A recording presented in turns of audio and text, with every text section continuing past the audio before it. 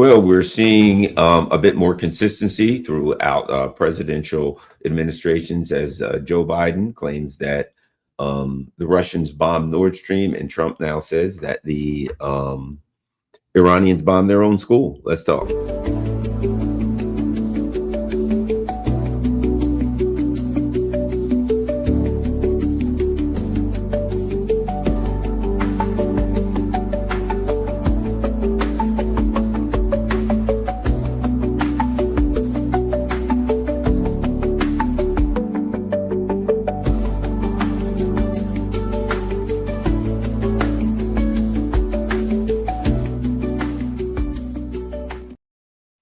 Hello, Garland here, and it is Sunday morning, so let's talk about what's happening. A couple of things. Hello there, Chicken Patty. A couple of news items. Let's start with this one, and I think it's an important one for a number of reasons. I think this is very, very important. U.S. President Donald Trump has denied American responsibility for the strike on an Iranian school that killed 175 people, suggesting instead that a faulty Iranian missile was to blame, right? Asked on Saturday whether the U.S. responsible, Trump said, in my opinion, based on what I've seen, that was done by Iran. A reporter then asked Secretary of State Pete Hegseth, is that true? It was Iran that did that? Hegseth said, we're investigating it, adding that the only side that targets civilians is Iran. So what do you have? Here's what's clear, and that is it's absurd to make an argument that Russia attacked the Nord Stream pipeline. It's absurd to make the argument. Do you recall this? The Zaporizhia nuclear power plant, right? What happened? The Russians they have people in the power plant. It is in a Russian region, the Russian controlled region in Ukraine.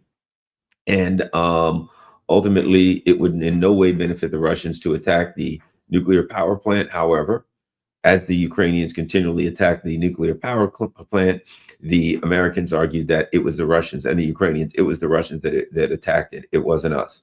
And now it was by the way, it was the Russians that attacked the Nord Stream pipeline. If you recall in Syria, what happened? The Syrian government liberated a particular area in Syria from the terrorists, ISIS regime, and the ISIS fighters.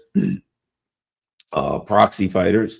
They began to go into the area to try to straighten things out. And immediately we were told that the Syrian government used poison gas in an area that they had recently taken control of. So it made no sense. What do we see? We see double speak, duck speak, whatever the heck it was called in the infamous 1984 book, where you just say anything. You just say anything. And I say this, I go back to something that I talked about a while back.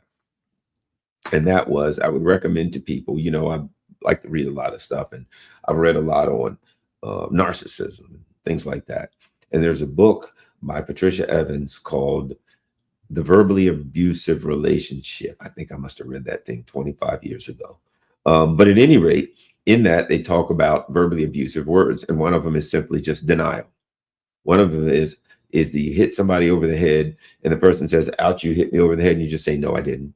Now it's also been called gaslighting, right? It is something that abusive people, and it's an abusive mindset, is an attempt to say, I can control reality simply by speaking it into reality, and that I don't have to live either with reality or with the consequences of reality.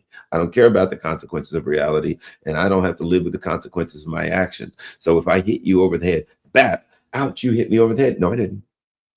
Well, but I mean, you just did. Now, where you err is if you argue with that person. You hit me over the head. No, I didn't. Well, wait a minute. I got a lump on my head and I just saw you. No, I never touched you. I don't know what you're talking about. They didn't say they didn't hit you over the head because they actually in their hearts believe that. They said that because they use language for something different than you understand. That's what you have to understand about Donald Trump. That's what you have to understand about when the Biden administration said, hey, it looks like Russia's blowing up their own pipelines, attacking themselves, right? So that's why I say someone put he is a narcissist. Well, okay. I'm not talking about Trump. I'm talking about a consistent pattern of the use of speech from administration to administration. I can say Trump is a narcissist, which he is, and therefore he doesn't utilize speech for communicating his thoughts to others. He utilizes speech for control. He utilizes speech for control of the conversation, control of the narrative. I can say that. But then I also have to say that under the Biden administration, what did they say? Russia blew up its own pipeline. You see what I'm saying? Sure, I can say Trump is a narcissist, and I wouldn't be wrong. Then I'd have to say Biden is a narcissist. Then I'd have to say go with president to president. What happens what happens is this: at some point, when you identify narcissistic behavior, right, and you identify a consistent pattern of speech, and by speech I mean the use of words not to reflect reality but to control the narrative. And it was, wow, they did it under Obama, they did it under Bush, they did it under that. Here's what it becomes: that this is, if we say the United States is an institution, it becomes an institutional pattern. It's no longer an individual pattern. You know, one of the things that I struggle to do, that I work to do, it's not easy. And I see the hardest part of it when I do my show on WPFW, my radio show, because I take callers, is the struggle to get particularly Americans to understand that they have to see the big picture, that they have to see the United States institutionally, that they have to see the world institutionally, that this thing that we're taught, that it's about Putin, Putin's a this or that, Maduro is this or that, Trump is this or that. This concept that we get, I call it the bad apple concept. That when institutions do terrible things, no matter how consistently, and when they're caught and put up again and held to account, somebody says, okay, particular institution such as the United States, why'd you do this? That the institution will say it was just a few bad apples. What does a few bad apples means? There's a few individuals who acted wrong.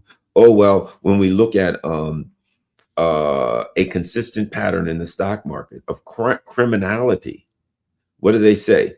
Oh, that we have to do something but fire the bankers, as if firing the people who run this institution that does this is somehow getting rid of a few people is going to change it. It's not institutional. It's not an institutional pattern, a consistent pattern from president to president, from bank a CEO to bank CEO, right? No. Just get rid of a few individuals. How about this?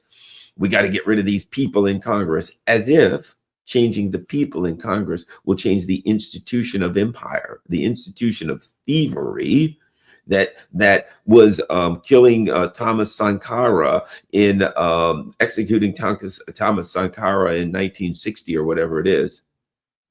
That was killing the leaders in Congo, the leaders in Ghana, the leaders in Burkina Faso. That if in fact we had just taken out the president Eisenhower, or whichever president was there back in the 1950s and 60s, when they were doing the same thing they're doing today, which is trying to take out the leaders of particular countries, that if back in 1960s, if we'd have just gotten rid of those presidents, everything would have been fine. Well, we find that isn't true, don't we? If we just get rid of Trump, well, wait a minute, Trump wasn't here in 1960. Trump wasn't here in 68 when clearly the government took out Martin Luther King. In 1963, when clearly the government took out the president of the United States. The government took out the president of the United States. So how can you say a government, an institution, that will kill the leader of the institution if he does not go along with what they want? Somehow you just get rid of any particular leader, it'll do anything. And that Trump, being a narcissist, when under the Biden administration after administration, does the exact same thing, that somehow if we could just deal with Trump, that would change everything. Somehow if we could get rid of Maduro, if we could get rid of Putin, if we could get rid of Assad, it is that idea that we have been brainwashed with, that we must ignore institutions and we must focus on the leader of an institution, oftentimes the fake leader of an institution. Not always, but at times. and that we must accept the narrative that's given to us. You see, that's why we've got a CNN journalist that's wandering around in Iran saying whatever, going where he wants and saying, "Hey, this is what I see." And meanwhile, Iran, in Israel, there's they'll kill you as a member of the press if you try to say anything that's true. If you try to report on anything, that's why, because there's a consistent pattern. And understand this: that pattern is not aimed at the Iranian people. That pattern of lie. Donald Trump didn't say, "Oh well, the Iranians killed their own, attacked their own school." He was not talking to the Iranian people when we were told by our government, "Oh yes, it was the Russians that attacked their own pipeline." They weren't talking to the Russians. The Russians knew good and damn well who attacked the pipelines. The lies and the attempt to control the narrative is that. Is aimed towards the American people. Now, someone else said Trump is insane. Get him out before he nukes the world. I don't know that Trump has any decision-making process here. I don't know that Trump did or didn't want to do this in the first place. I've heard rumors, I don't know how true it is, that he told Tucker Carlson he didn't have a choice. I haven't been able to verify that, but you know that it's out there that Tucker Carlson said don't do it, and Trump said he didn't have a choice. Again, people think look. What does the word president mean? Does that mean that you're the boss in charge? Preside over something. It means preside. If in fact I become the CEO of Coca-Cola tomorrow, that doesn't mean that I just come in there and tell everybody what to do. I preside over an institution that exists before I was there. Okay. So I don't know how much authority Trump has in the first place.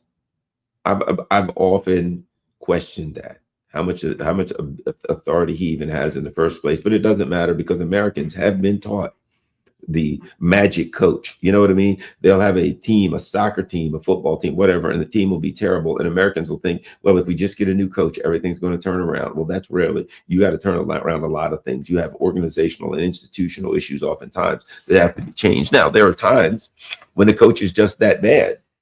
But more often than not, you see a particular sports franchise, they have to make a lot of changes because they have institutional problems. They don't know how to select the right players. They don't know how to treat their players. And they have bad coaches all the way there, and administration and people, all the sport, they get a new coach and all the people go, we have to get a new coach. Everything's going to be fine. Well, if they get a lot of new stuff, things may be okay. But oftentimes the magic coach theory, yes, sir, if we get rid of Trump, JD Vance is going to make the right decisions. Does JD Vance have the authority to do that? JD Vance is a Peter Thiel protege. How far does that get us? I don't think that JD Vance is some kind of dove who's going to come to power. Look, let's be honest about it. Donald Trump came in as a dove. And it didn't matter whether he was a dove or a hawk. The machine is hawkish. And JD Vance right now, I mean, listen to him. Does he sound like some guy that's saying we got to turn down the volume? No. If he gets in bad news, people who voted for Trump and JD Vance and thought they had the peace candidates, right? You've been disappointed. Everything Trump told you was a lie. And let me tell you something. The same is true for JD Vance, and the same was true for Biden, and the same was true for Obama, and the same was, and on and on and on. This is people have to face the reality in America that they have no real. This is not neither a democracy nor a constitutional republic. This is an oligarchy. It is a pure oligarchy. And as the oligarchy gets desperate, the oligarchy gets and it's falling apart.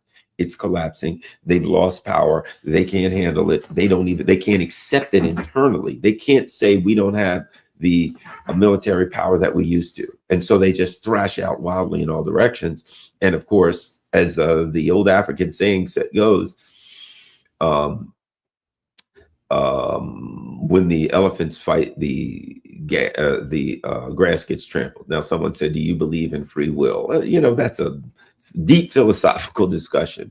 That's I don't know. I'll put it like this: free will is a word.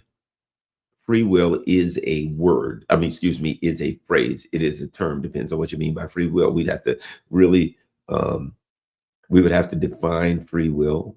And then we would have to say, doesn't really matter. Doesn't matter if I believe in free will because things are happening. And I'll put it like this. If you jump off a building, you'll never go up. That's what I believe. If you jump off a building, you will go down 100 out of 100 times, right? And I think a part of a bigger discussion is the people's ability to accept the reality of their actions, and that you can choose your actions, but you can't choose the consequences of your actions, and that you can blame everybody and if this had happened and if that had happened, but the decisions that are being made are producing specific outcomes. The actions that are happening on a day-to-day basis are producing specific outcomes. I think we can agree on that. Okay. Whether we're free, everything that happens, you can make an argument whether it was free will or whether it was a result of something else prior, and both would be true. Anyway, so let me continue. I think one of the things we have to look at that's happening now that was inevitable is the attacks on oil infrastructure.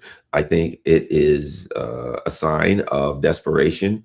I think the U.S. and Israel, to be quite frank, I think one of the things they're doing is they're reactionaries. So they're reacting to circumstances. I think that it was reported by CNN and some other people. They said, here we are in Iran and the gas stations are still, everybody's got food. The gas stations are still open. People can get gas. And they thought, oh, darn, we've got to react to that, right? Not act. We've got to react to that.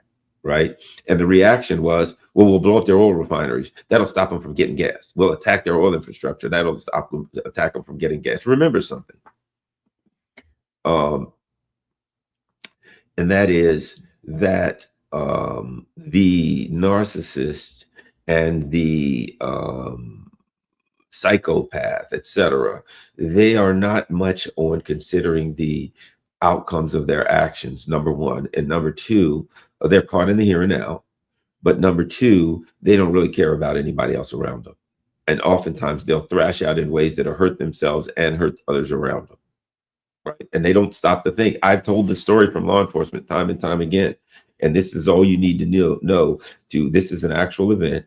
And this is all you need to know to understand how the narcissistic mind, how the sociopathic mind works, or one might argue does not work. And this is a true story wherein two people were in a car. One of the people had a cat. This was back in the day when people cashed checks. And guy gets his check, they stop it up. And at that time, there was a liquor store. They stopped at a liquor store. They cashed the check. They got a 6-pack of beer. Seems like the event is going on well enough so far. One guy, and the two were cousins. One guy has cashed his check for $500. He puts his money in the under the armrest. He goes into 7-Eleven to get a pack of cigarettes. He comes back out. His money's gone. Nobody's in there but his cousin. He says, "Hey, where's my money?" "I don't know. I don't know." "Hey, nobody's in the car but you." "I don't know. Where's my $500? Give it back." I don't have it." Calls the police. The police come there. "Give the man his money back." "I don't know. I didn't take his money." "Come on, there's nobody in the car." Okay. Did this guy stop to think, hey, if I take this, I could get in trouble? No. And the police on the scene, I won't say who it was, said, "Dude, we're going to have to search you if you don't, just give him his money back. He said he won't press charges. That's up to him." I don't know what you're talking about. I don't have his money. The gentleman was searched and the $500 was in his sock. I've seen people who have committed crimes and really, really stupid crimes. I'll never forget another one. And the guy, when we arrested him, and I mean, it was the boneheadedest, most stupid crime you could ever imagine, where he was obvious to get caught. And when we were putting the cuffs on him, he went like this: "Why do these things always happen to me?" In other words, I'm a victim. He was unable to connect his actions with the outcome of his actions. He chose an action. He wanted this. What was it? The cousin in the car looked at that $500 and said, "That 500 is there. I want that 500. I can get that 500. There was no thoughts about the future. He took it, he put it in his pocket. And then when you ask him, it's the same thing. Dude, give him his money back. I don't know what you're talking about. In other words, I'm not gonna reason out that within a minute or two, the cops are gonna search me and I'm gonna be caught. No, I didn't reason that out. You just asked me, the answer is no. Did you do it? No. Why? Because that's what I see you say when somebody asks you.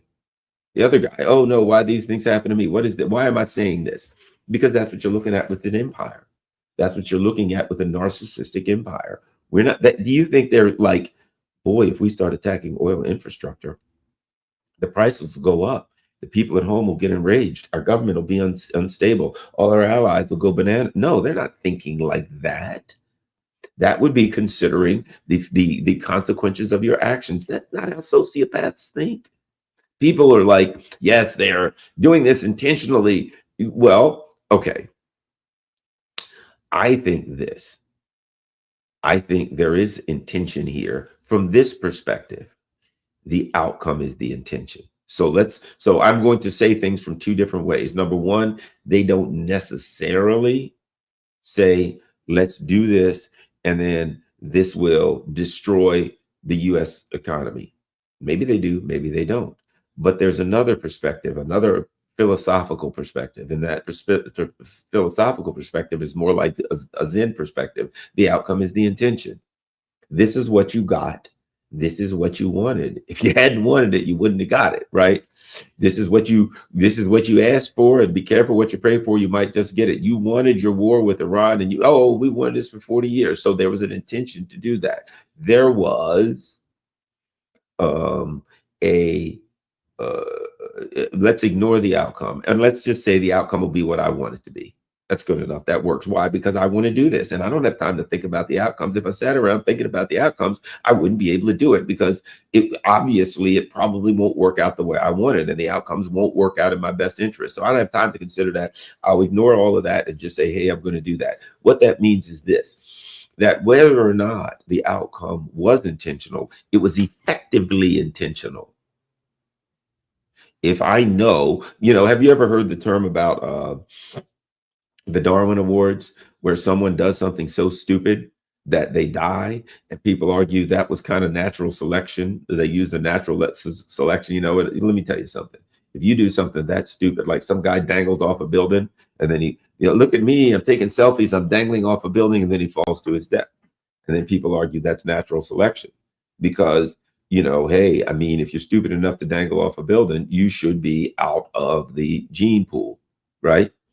And so when you talk about intention being the outcome, you could say he didn't plan to die. Yeah, but you could also argue that the universe selected him, that it was his time to go, that in a way it was time. You know what I mean? You can make that argument from a Zen perspective, from an intention is the outcome perspective. And when you look at what's happening and you say, well, wait a minute, you're attacking oil infrastructure of Iran, which means Iran's going to attack oil infrastructure of other people. And oh my gosh, it's all going to go bad. Let me add this. Think about this.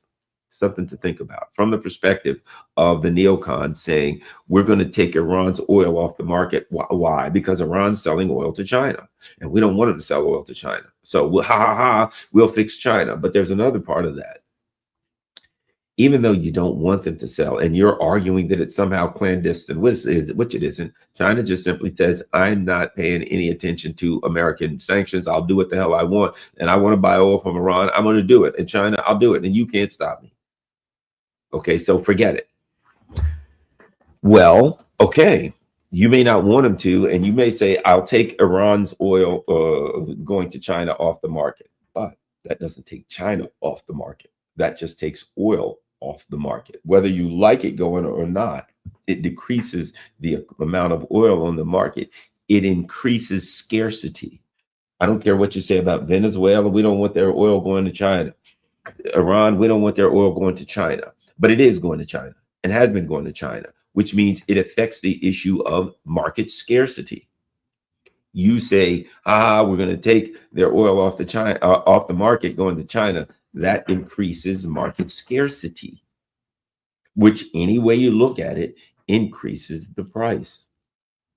So there was no matter what happened, even if the Straits of Hormuz didn't close, there was going to be a significant increase in oil, Let's say the Straits of Hormuz didn't close. And let's say now Iran's oil is off the market. Well, China would just need to buy it elsewhere, which means they're taking other oil off the market. It increases scarcity in the market, and inevitably the prices everywhere are going to go up. But I will again read from the Bible of Tony Blinken. You know, I like to do this very often. Oh my gosh, an old pocket knife is laying here. Let me move my old pocket knife. I will read the Gospel of Tony Blinken in order for you to understand these people. Again, ally versus ally, 1987, Tony Blinken. And one would say to themselves, why would the government take actions that would deliberately hurt the people and hurt American businesses, right? Why would the government do that? Being in the grips of the neocons, being in the grips of the Zionists. Let me read the Gospel of Tony Blinken. This, as I've said before, this book by Tony Blinken is effectively the manifesto of a serial killer. It tells you that they were inevitably going to attack, that when he came to power, and he is definitely a member of the Epstein class, that they are going to attack they were going to attack Nord Stream. Now, so you say, well, was it intentional? And did they really imply? Well, okay. If there are various. If you are responsible for the death of another human being, which is a homicide, there's a number of things that could be. It could be a homicide means one Homo sapien killed another one, was responsible for the death, right? And there are a number of ways that you could be held responsible for death: murder, first degree murder, second degree murder, felony murder, the felony murder doctrine, which is the felony murder doctrine, meaning if you're responsible for somebody's death during the commission of a felony, it's automatically first degree murder. But there's this term, reckless disregard for human life. You should have known. You were playing Russian with a gun, pointing at someone, playing Russian, ha, ha, ha, clicking it, and they died. So you've got a reckless disregard for human life. Okay, so this would be a reckless disregard for so I'll put it like this. I didn't intend to kill him, because normally intent, mens rea, or a criminal state of mind would be necessary, right?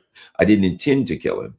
But what I did was so reckless that I should be held accountable, that any reasonable and prudent man should have known that doing this could cause the death of another person. So what do you have? A reckless disregard for human life, right? Not to sit here and sound like some kind of a legal geek, but you get the picture. Okay, I taught this stuff, so I know it all. Now, here's my point. This is where I'm getting to on this oil infrastructure thing. If you have any question as to their intent or lack of intent, there's something different. Tony Blinken. For a number of influential policymakers, the time seemed opportune to engage the Soviet Union in a round of economic warfare. Listen to the term, economic warfare. In other words, engage the Soviet Union in a round of economic warfare. What Tony Blinken was saying in 1987 is we should go war against the Soviet Union economically, right? That's what he's saying. The time seemed that for influential policymakers, the time is right. We have to institute economic warfare against Russia, against the Soviet Union, which they're doing now. But listen to the second time. Listen to the second part. Regardless of the price that might have to be paid by the economies of Western Europe and the American business community. So what is Tony Blinken saying? He's giving it to you, brother, right there.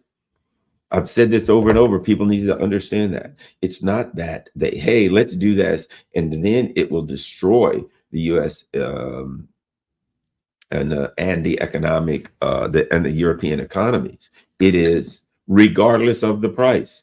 It is saying we have priority. Our priority is we got to take out the Soviet Union, and we don't care what happens to the American people and the European people and their businesses. That's the economic. That is the Epstein class, my dear and fluffy friends. That is them. A reckless disregard for human life. We see that. A reckless disregard for the economies of their people. See, there is no hope to vote out a group like that. Do you think they care? If they don't care about your economies, if they don't care about your lives, if they're just going to say, look, we'll attack Iran, we'll kill a bunch of school children. Hey, why'd you kill those children? They killed their own children. Who cares? Leave me alone. That's what he said. Trump is actually saying, who cares? They kill their own children. Well, that doesn't make sense. Shut up and leave me alone. In other words, I don't care. I didn't say that because they killed their children. I said that because it works for the narrative that I'm trying to prove. They're evil. They're all evil, and the evil people kill their children. But the Epstein class has been known for killing and trafficking children. And how's the Zionists doing as far as that? You see what I'm saying? The Zionists kill children. The Epstein class, we read it, killing children. What have the Zionists been doing in Gaza? Killing children. What do they open the war with? Killing children. I think we see a consistent pattern here, don't we? And we're supposed to think that it was an accident. Okay. So my point being that any way you look at it, we are in a situation where our government really doesn't represent us in any way, and they don't even care. They don't care what we think. They're just, I'll put it like this. As far as the press is concerned, they only care that they can manipulate us. And as you saw during COVID, they attack those who are not mentally malleable, those who they can't um, uh, uh, uh, um, if they're not able to adjust your thinking appropriately and get you to say, yes, I'll go along with whatever it is they want me to think or believe or do, then they attack you. And then they start working to convince other Americans that should join in the attack. And what we have now is they're not thinking to themselves, oh my gosh, it's um, it is a, what do you call it? An election year. Oh my gosh, how's that going to affect us? Oh my gosh, it's going to affect the global economy. That's not good. Oh no, our allies are going to be mad at them. These people have no allies, and that includes you. They have no allies. That includes the people. See, what the people of the country have to understand is that when the empire has no allies, that includes you. The empire has nothing but adversaries. Adversaries are those who won't go along with what we want, and that includes the American people. That's why ICE was on the street shooting random people. That's why we saw they told us, oh, we're all for the Second Amendment. People said, we're here to defend the Second Amendment. All right, there's a guy who legally purchased a gun and he's legally carrying a gun. Grab him and shoot him. You can't come to a protest with a gun or you'll be killed. Why is that? They don't care that they said they support guns. They don't support anything. They don't support the Second Amendment, the First Amendment. They don't support any amendment that said that would restrict them. Trump gave it up. I don't care, whatever. And you think Biden was any different? I'm sorry. Do you think any of them? Look what Obama came in talking that hope and change crap. And what did he do? The Smith-Munson Act. The CIA can now spy on you and manipulate you. So the reality is this: we have something that is consistent. It is consistent. What about George W. Bush? You ever heard of the Patriot Act? We've seen um, administration after administration just continually to deteriorate the rights of Americans. They see them as privileges that are revocable on any given Tuesday. They've continued in the same way that they chipped away at like the New Deal banking regulations in the 1990s. Let's get away from this one and that one and this one, and then this Glass-Steagall, that's got to go, right? They slowly chipped away at them year by year till there was none left. And then there you go. Let's get out of the way. Let Wall Street loose. And they even convinced a lot of people we need less regulations. Really, on Wall Street, you can literally are able to convince Americans that it's in our best interest to deregulate Wall Street. Well, my friends, you convinced a lot of suckers of that by just saying all regulations are bad. Well, you know what? That's absolutism. All of nothing is bad. And, all regulations are bad. All this is bad. All taxes are bad. Look, I can argue for a lot of those things, but not all, because there are always going to be exceptions to the rule. Should be illegal to kill someone, for instance. Should be illegal to steal someone's stuff. Should be illegal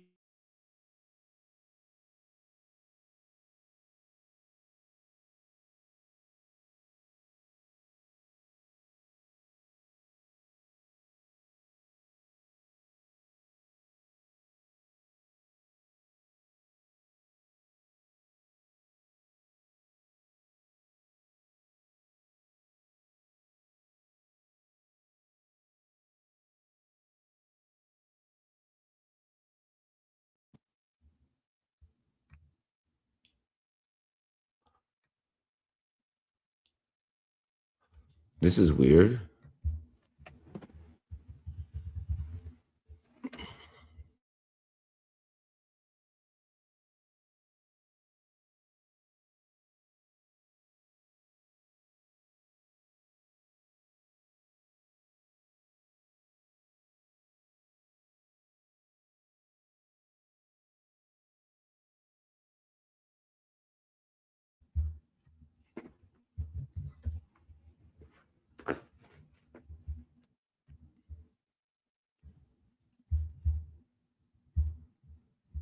I don't know what's going on. That's weird.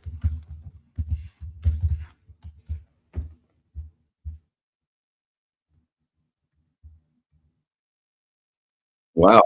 Okay. Well, I'm going to try. Let me see. This is strange. It seems that I'm back, but it's not showing that I'm back.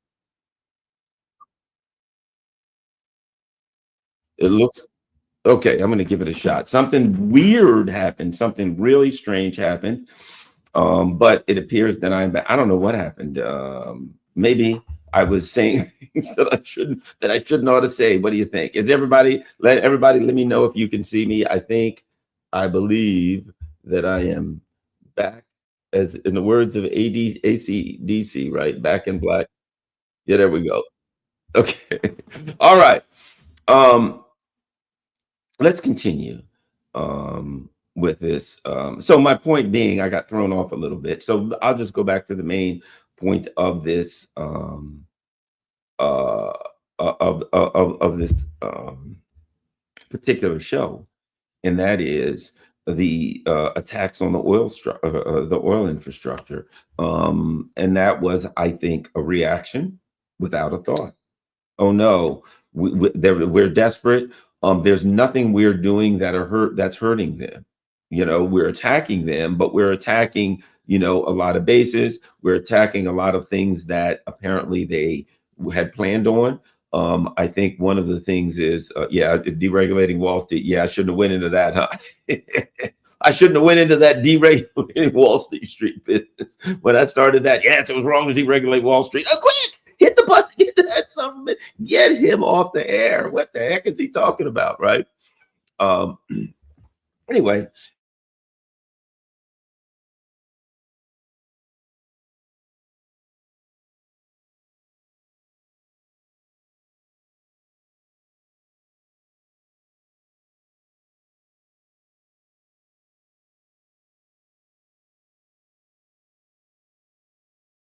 hmm, there we go.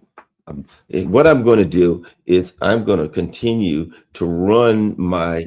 I'm going to continue to run this thing on my YouTube channel so I can see when I come and go.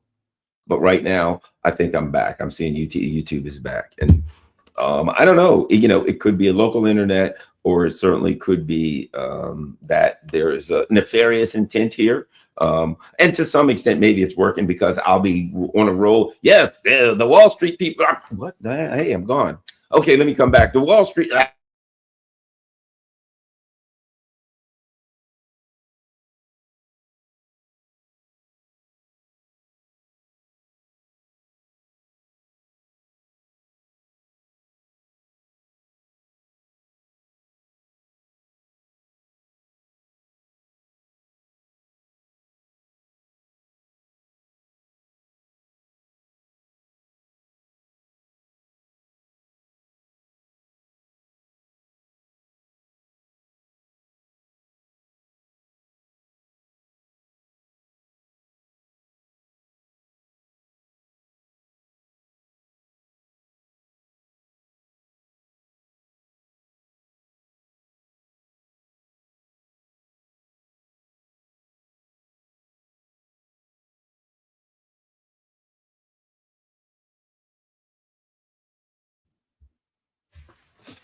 All right.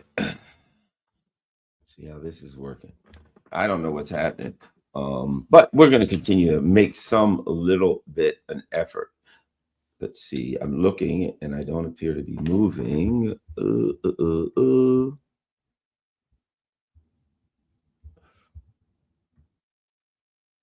Okay, good. We're rolling again.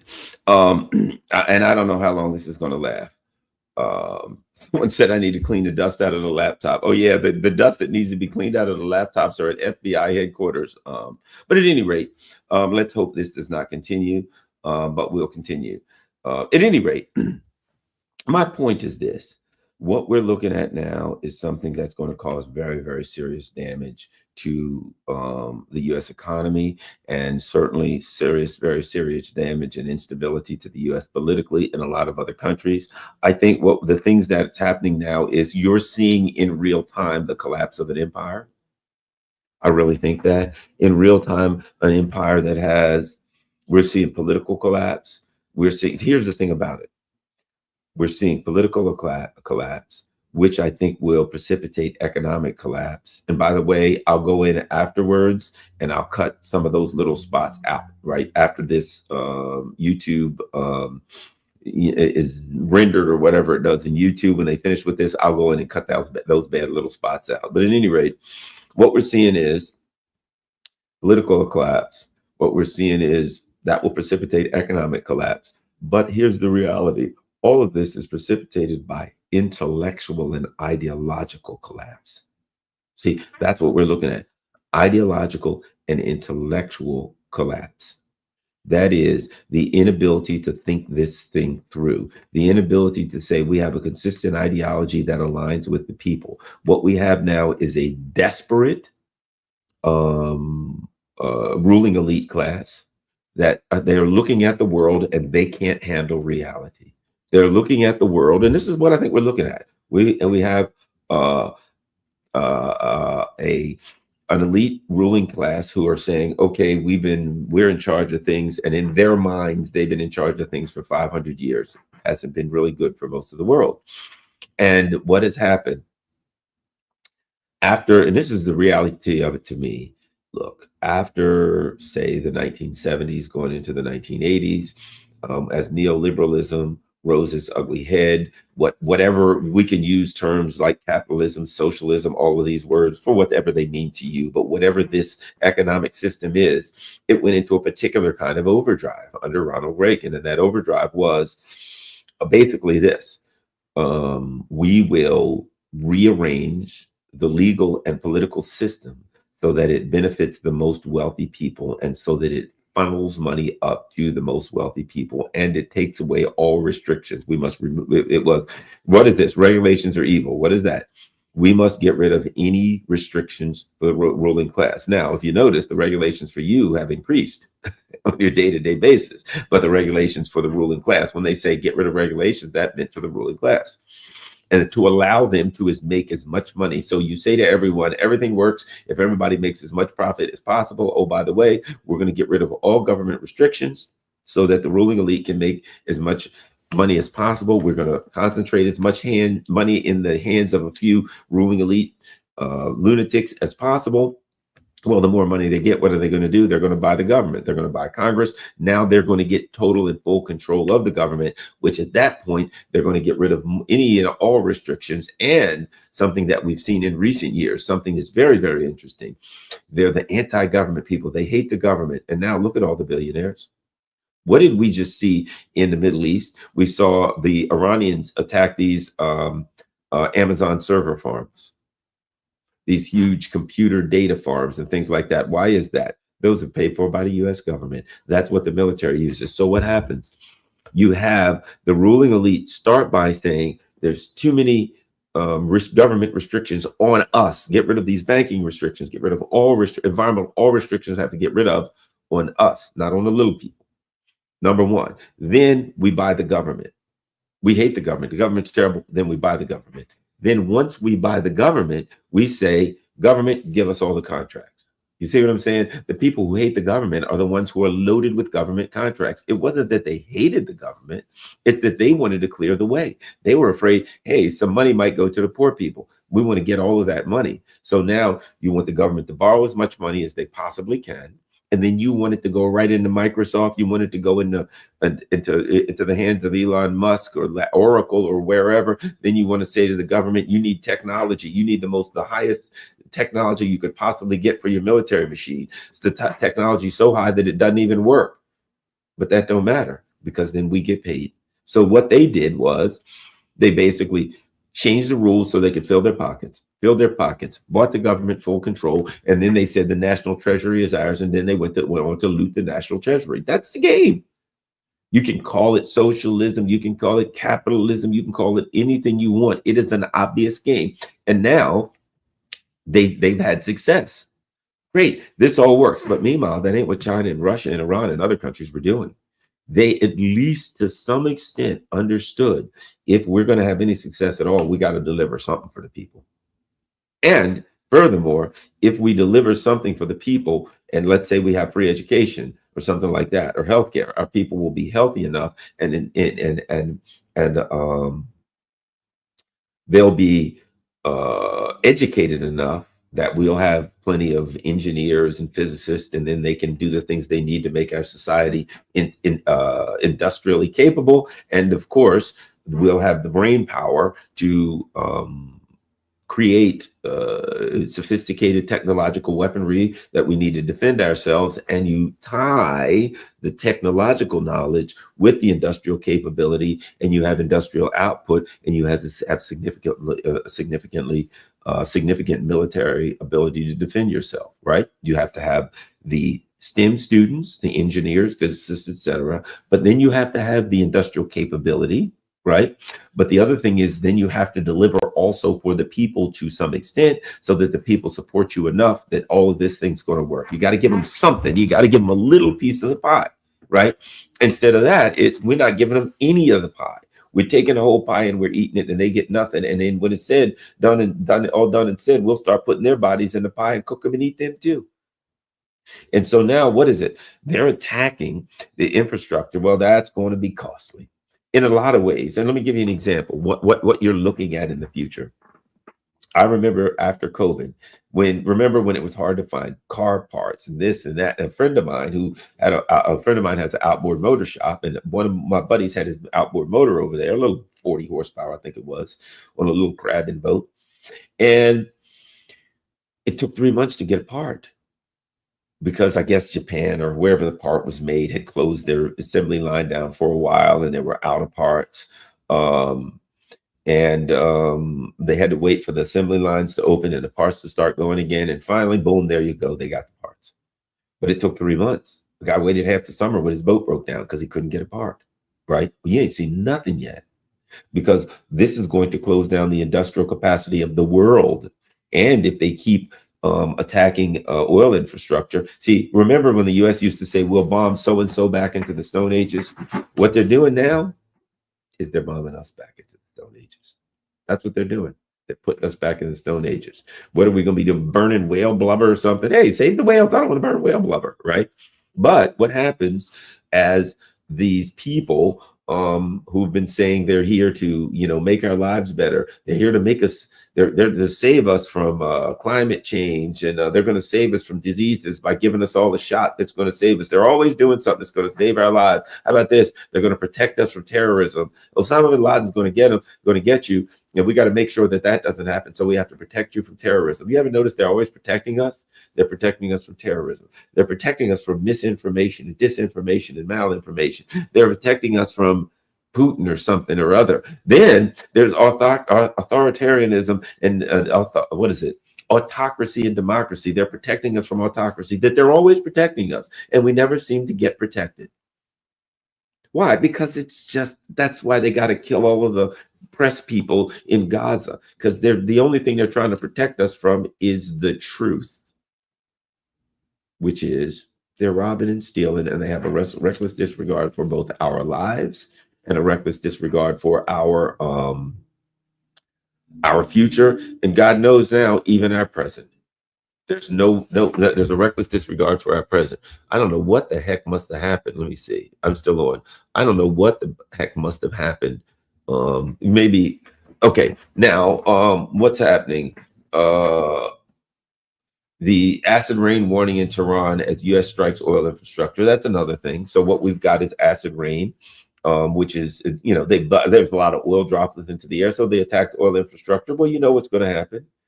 Iran's going to return the favor, and they're going to attack at the minimum Israeli oil infrastructure, and there could be other stuff. Let's take a look and see if we can get some other.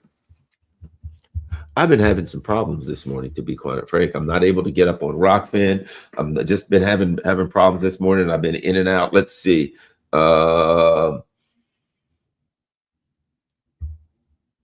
This is what they say. The Iranians have said this, and I believe it.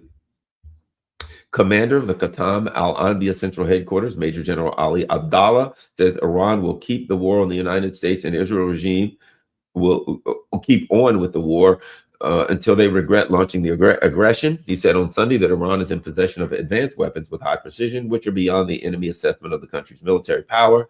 He added that the Iranian armed forces will stand with the Islamic Republic to their last breath and will definitely make the enemies regret their wrongdoings.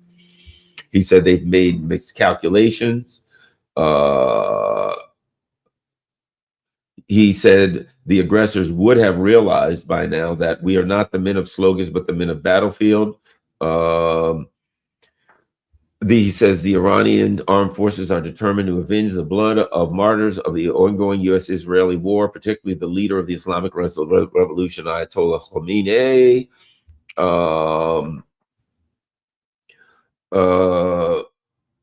So that's what we're looking at right now, a situation wherein the United States is all they can do is escalate. That's all they can do is escalate. But again, are they escalating against Iran, or are they escalating against the American people?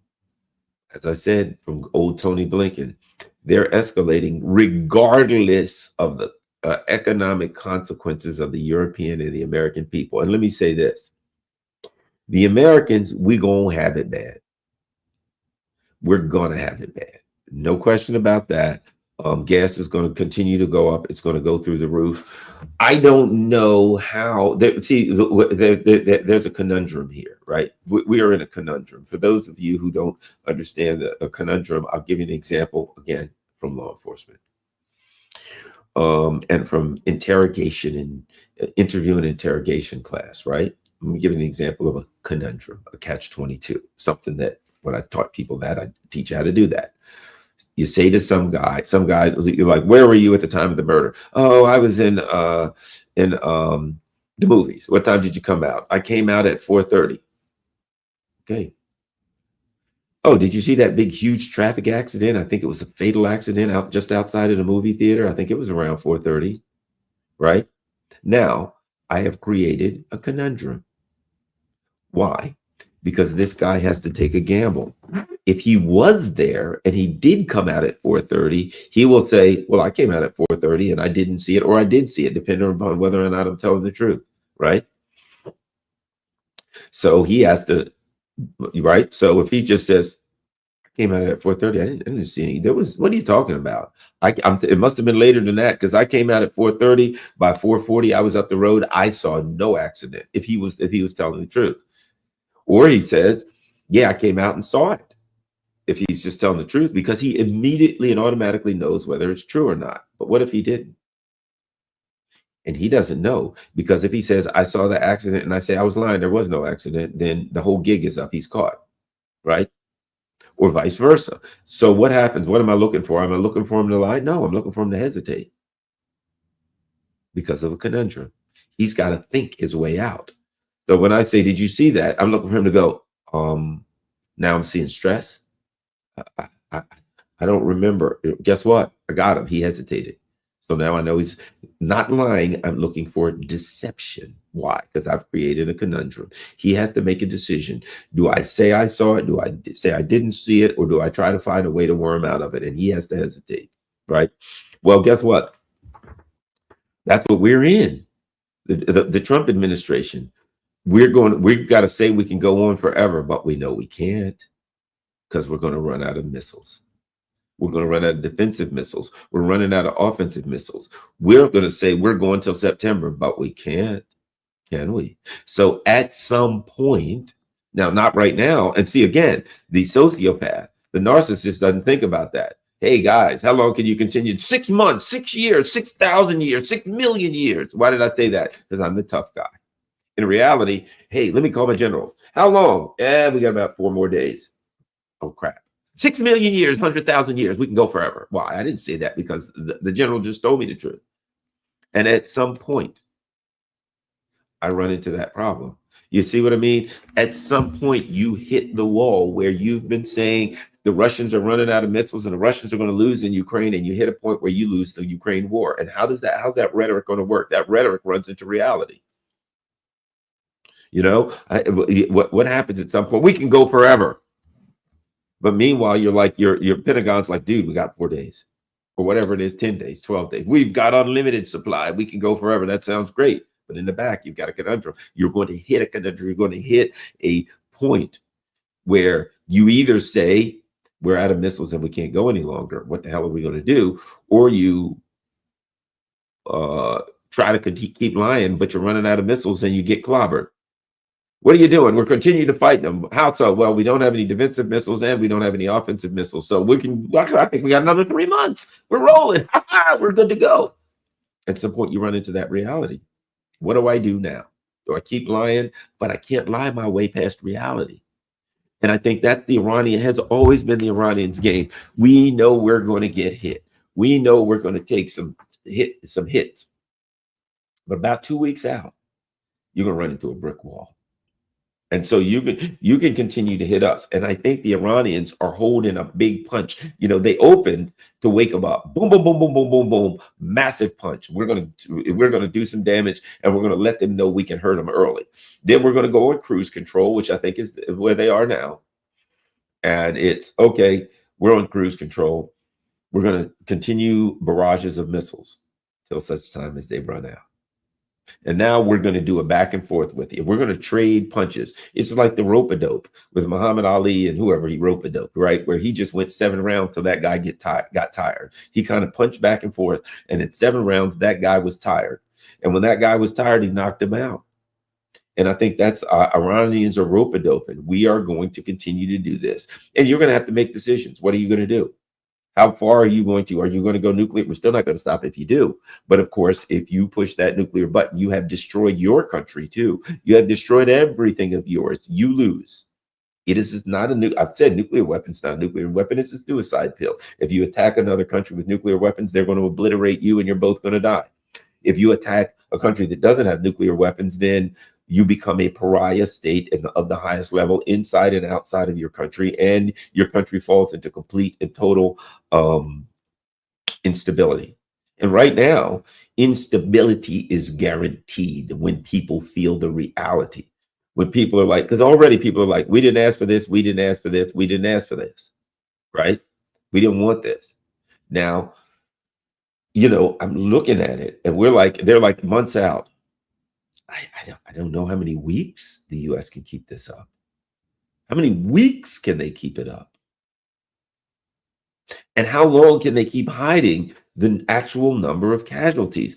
I'm supposed to believe that we lost 6 people in the first 2 days. What about that? We haven't lost anybody.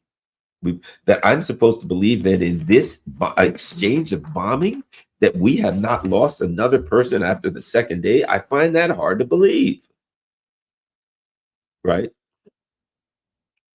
So, you know, I think that we are right now in a situation where we are looking at some kind of a political, I don't know about economic, but we're battling towards a political collapse in the US.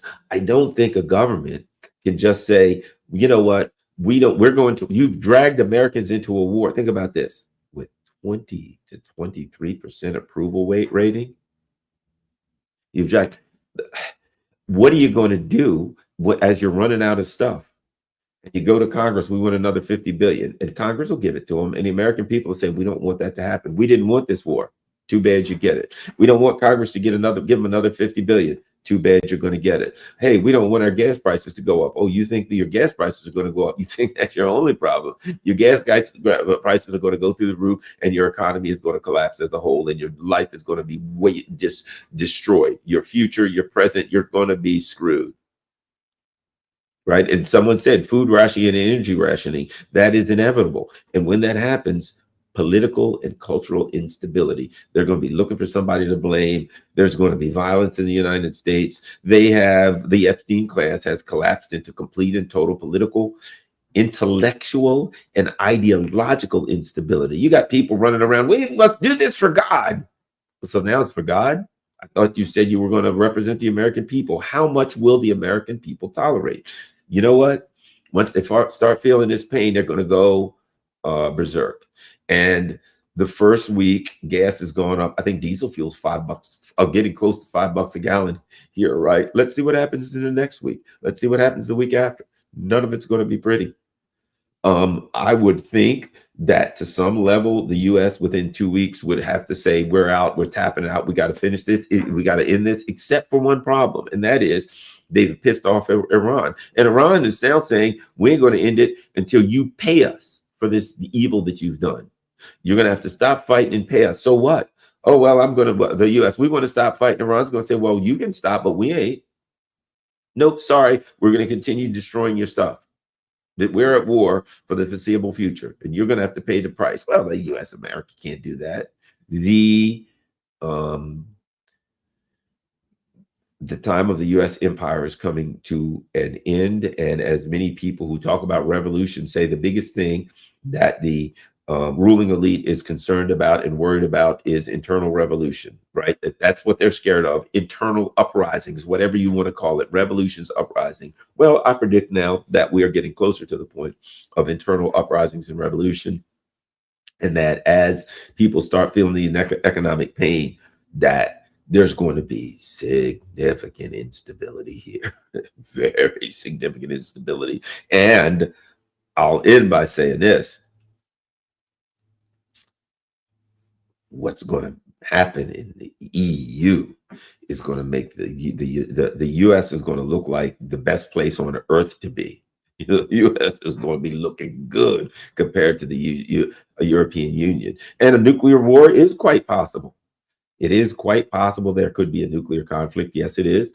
It is quite possible there could be nuclear attacks. It is quite possible that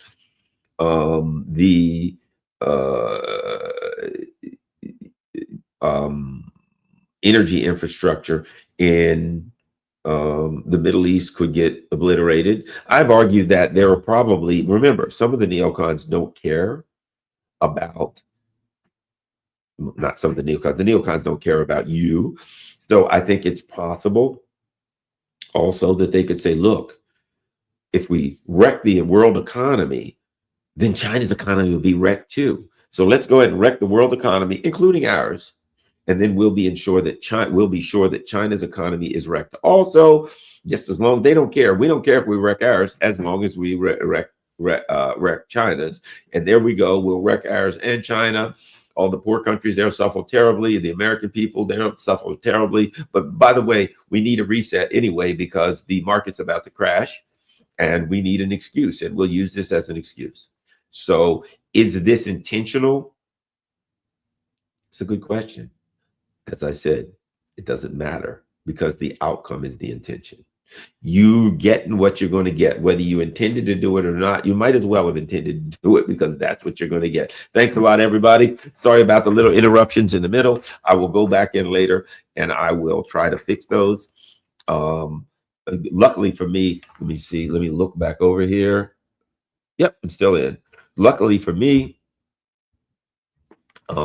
somehow this thing got cleared up. I tend to think that it was in StreamYard.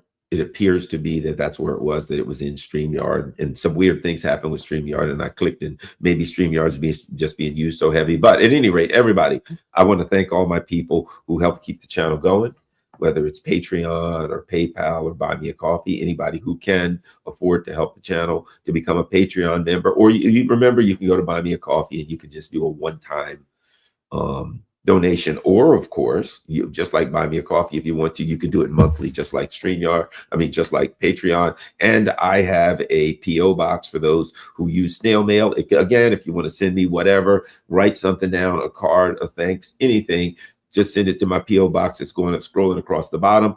I have a merch store now that has my Biden bomb Nord Stream and my tinfoil, the hat with tinfoil written on it, and all the other some t-shirts and things like that. So go into the show notes and check out my my merch page. And thanks a lot. And snail mail me or whatever you want to do. I'm out. Thanks a lot, everybody. Share this on all your social media platforms.